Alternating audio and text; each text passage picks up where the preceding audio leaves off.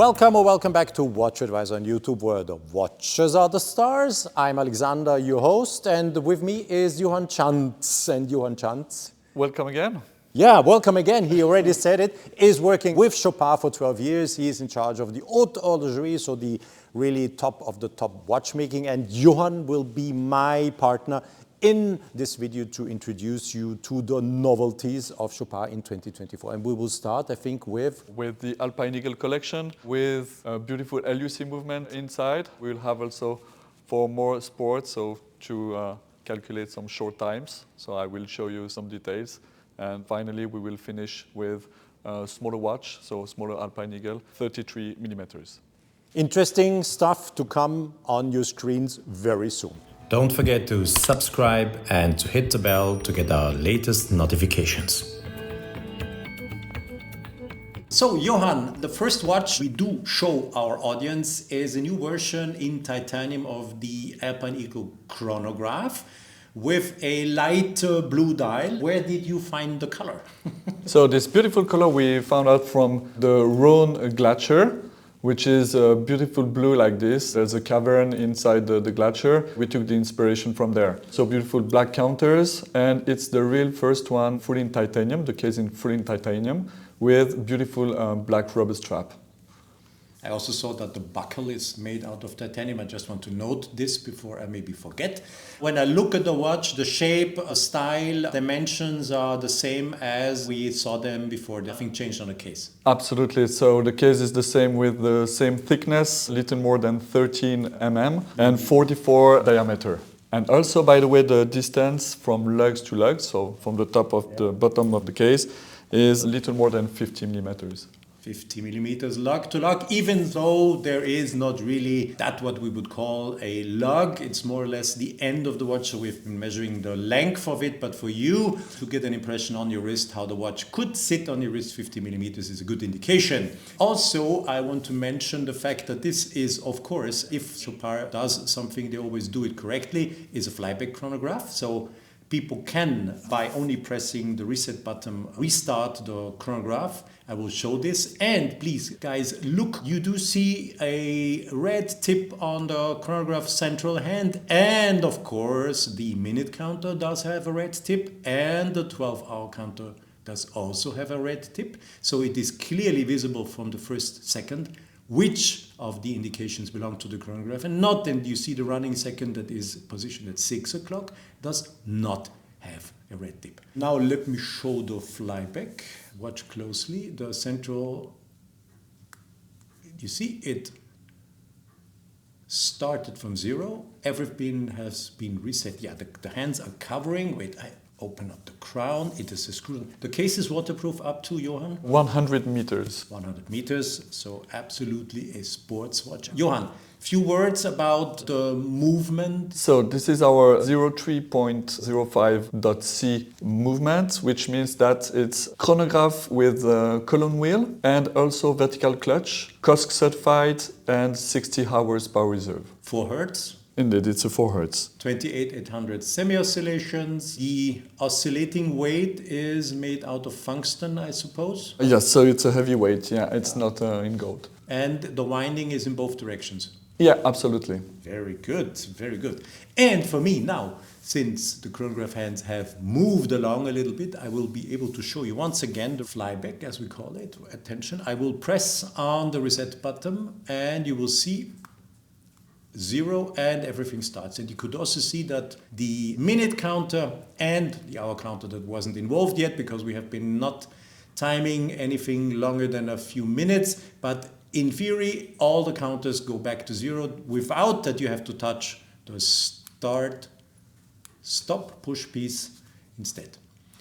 You have, let's say, quite of a big date indication. That's not a big date indication, but the indication of the date is quite big, I wanted to say.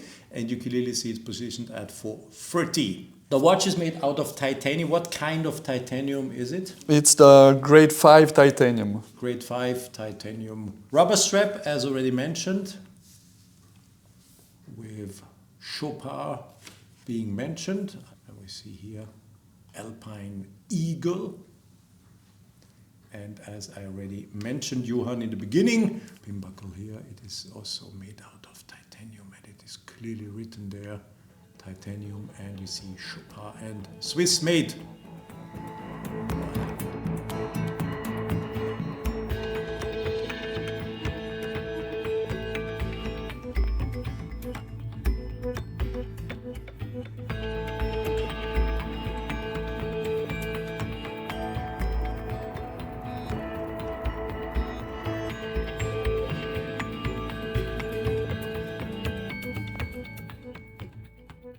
I will show you, as usual, as we always do, is how it looks like when the watch is changing the date at midnight. So we are approaching midnight, it's 11 o'clock now. You see the 7th, it should then begin to become the 8th, and look, instantaneous jump at midnight. You couldn't do it better. Congratulations to Chopard. As always, if they do something, they do it perfectly, no doubt. So, Johan, the Alpine Eagle is a huge success. Why not then doing the entire watch in full gold, including the bracelet? It's pretty heavy piece, that pretty heavy piece of watch I have in my hand. It's for sure more than 200 grams of gold. Our really first Alpine Eagle in a full rose gold, which means that's the first with the bracelet full in gold. And just as a reminder, we have our 100% ethical gold. We are very proud of it, and Chopard is making his own gold here in Meyrin. So you have your own foundry? Absolutely, yes. And you guarantee that it is ethical gold? Yes, 100% for our jewelry and watches, so the whole collections, Chopard collections, are in ethical gold since 2018. And you see that also the folding clasp is made out of gold. The case back is made out of gold. I have to mention that some engravings are still missing here. This is due to the fact that we are filming before Watches and Wonders, and this is a watch that has to be, or the case back has to be engraved. It will be engraved Alpine Eagle, there will be some hallmarks, reference number, as you saw it with the titanium piece, but this is nothing essential. Movement is the same? Yes, just a small difference. Here we have indeed the prototype. So this version we will have a gold rotor, but the rest is the same movement. Flyback function, stop seconds, 60 hours per reserve, and absolutely so, like all the Alpine Eagle COSC certification. Attention, I'm ready to press the button. There you go. And you saw that the minute counter, the hour counter, and the central second hand set back to 0. And also here, good to see and nicely to see is a red tip of all these hands that belong to the chronograph. I have to once again say, it's really like it should be. Carl Friedrich Streufele and his team, they're always respecting the golden watchmaking rules, and I love it. If you look at the dial, look, the length of the hands is precisely done. The tip of the minute hand is touching the minuterie, and so on. So everything is done as it should be. That's how you do a watch normally. Huh? You have to say normally. You see from the side once again. And it's full gold. Heavy. Nice gray. What do you call the color of this style? The Bernina gray dial, where we took inspiration from the Piz Bernina, famous mountain in the Swiss-German side. Indeed, if you look closer, it enhances really the pattern of the dial. The Piz Bernina is located close to St. Moritz. It's one of the fourth mountains, 4,000 meters of altitude. I have to admit, I already climbed up there once on the Piz Bernina, so I do exactly know what Johan is talking about. It's really the gray you see there, yeah.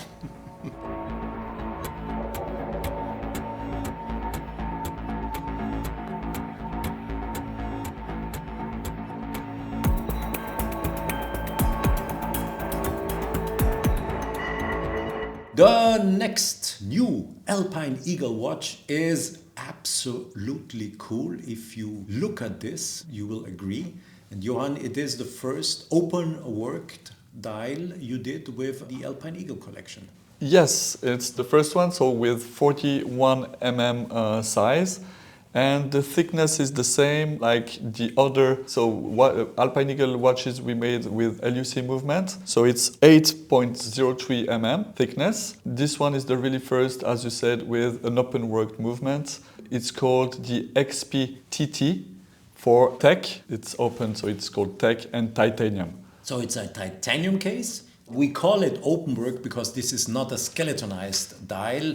There's of course a difference. Openwork means that everything that was not really necessary has been taken away. That delivers you a nice view on parts of the movement. Of course, the same happens if you turn it around. I will open up and so we can see this also from the backside. You clearly recognize the movement, the caliber 96 with the micro rotor. It is made out of, I think, 22 karat. Yes, absolutely. 22 karat gold, the same performance like the others, so 65 hours power reserve, thanks to the twin technology with the 2 stacked barrels. You can see here are the barrels, and there are 2 of them. One is located underneath, and so 2 of these barrels guarantee a power reserve of 65 hours. Titanium is the material, it's ultralight. It's grade 5 titanium. Yes, grade 5 titanium. So the best you can get in terms of what you see, because it is very technical look. And you get some impressions of what's happening underneath when you are reading the time and how time is composed by this mechanical marvel, I have to say.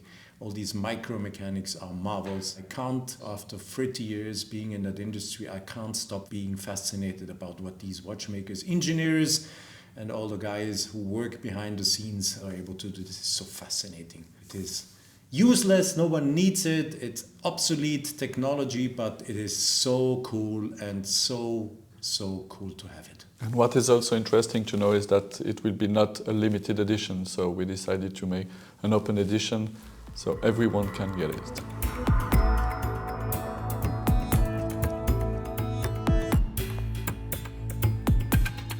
So to give you a comparison in size, the Alpine Eagle chronograph is 44 millimeters, and the smaller watch you see on your screen is not new, so it's not a watch Chopard presents this year. I will show you the watch that is presented this year, but I just wanted to show you the base. This is a steel Alpine Eagle, 33 millimeters, as you probably already know it. Now Chopard comes with a full set version of the 33 millimeter watch, and I will once again compare them. And Johan, now it's up to you to explain us the new full set Alpine Eagle watch, please. So yes, as you know, Chopard is also a jewelry brand, and we just did a marriage between our knowledge in jewelry, so especially here in diamonds, because we set 847 diamonds on this watch to make a full set watch. Just the base is not in steel, but white gold, and ethical white gold again, as we are making our own gold here in Meyrin. The movement is the same. So the 09 movement, self-winding movements. So in such a small watch, 33 mm, it's a very good movement. It's a Chopard movement made in Fleury-et-Bosch, our manufacturer, with 42 hours power reserve and 50 meters water resistance. So the case is waterproof up to 50 meters, 42 hours of power reserve, automatic movement. The thing you have to clearly point out is that there are not many manufacturers that even provide a automatic movement in that size. Most of these watches are fitted with quartz movements, or very often, to ease up the situation, but this would not be Chopard. We all know the passion of Carl Friedrich Scheufele and his team to promote mechanical watchmaking, and I don't say they would never do that, but in this case they have not done it. And look how beautiful it is. How many diamonds? 847, totalizing 6.6 carats. 6.6 carat. Nicely done. It's as close as I can come to the camera. I do, and you really see that. And it is, when you look at the dial, it really delivers, depending on the light that comes on it, incredible reflections. And it is, I would say, the woman who will wear the watch will probably play around half of the day by trying to generate new reflections she has not seen before.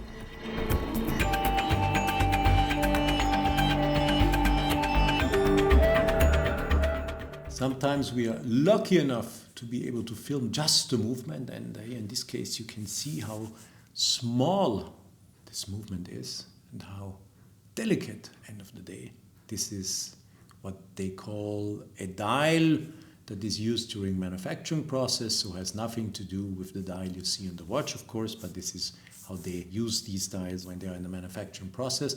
But you can see it is a tiny movement, 42 hours of power reserve, a winding rotor. Johan, is it winding on both sides? It's both sides, yeah. Both sides, okay. So should also then work properly if someone wears the watch who is not too active during the day and provide enough of energy to the barrel. Nicely to see, and I'm always glad to be able to show you such things here.